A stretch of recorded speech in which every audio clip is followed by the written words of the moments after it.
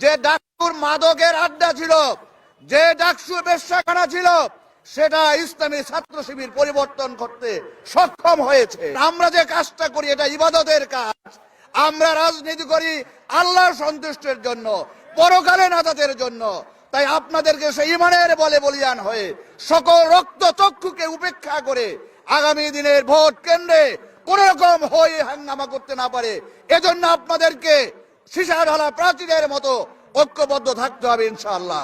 আপনারা বাংলাদেশের গুরুত্বপূর্ণ বিশ্ববিদ্যালয়গুলো যে পরিবর্তন দেখেছেন, যে ছাত্ররা ছাত্রীরা তারা ছাত্র শিবিরের পক্ষে ভোট দিয়েছে, তাদের বাবা মারা তো এই গ্রামেরই নাকি?